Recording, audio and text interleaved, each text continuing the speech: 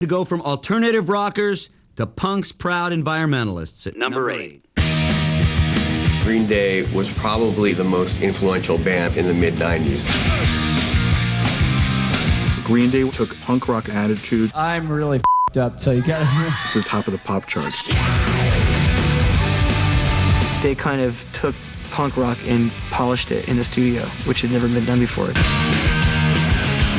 When young punk bands talk about their heroes, they don't really talk about Sex Pistols and the Ramones that much anymore. A lot of them talk about Green Day. Well, Green Day really got us into this kind of sort of Southern California punk rock music, and they just blew up. Do you have the time to listen to me whine? Green Day's explosion was called Dookie, and the three kids who started out at the underground scene of San Francisco's Gilman Street were hurled into the oxymoronic category of punk mainstream. It all keeps adding up.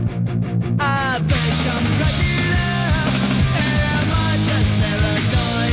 Am I just sad? The reason that they sold 10 million copies of Dookie was because they connected with the young male youth of America without a question. Twit all my thumbs just for a bit.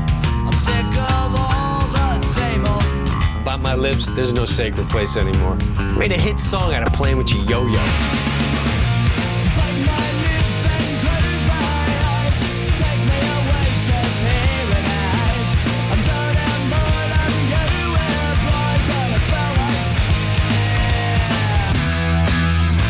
In 1997, Green Day released Nimrod, an album which displayed the band's ability to expand their sound.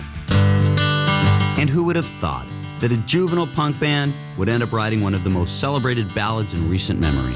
Green Day had this punk rock attitude, and then their biggest success was actually a ballad.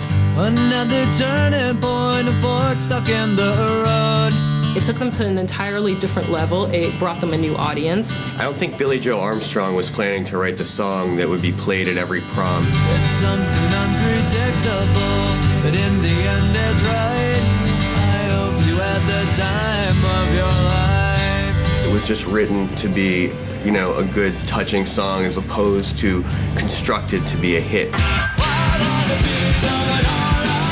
Whether you consider their sound punk, pop, or something in between, there is no denying that Green Day knows how to wreck a stage. Don't even make any pretense of being a punk band if you're not going to go out there and have a good time. And that's what Green Day was all about from the beginning. I think if you really want to see us in our element, come see us live, I'll guarantee you it's the best show you'll ever see.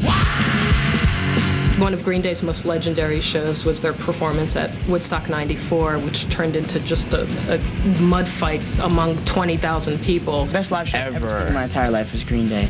And I've seen them 8 times, and every time it's still the best. Green Day are the hardest working doofuses on the entire planet. Green Day just had that kind of fun, rebellious feeling with none of the real danger that punk rock had originally had. And, consequently, it was a commercial goldmine.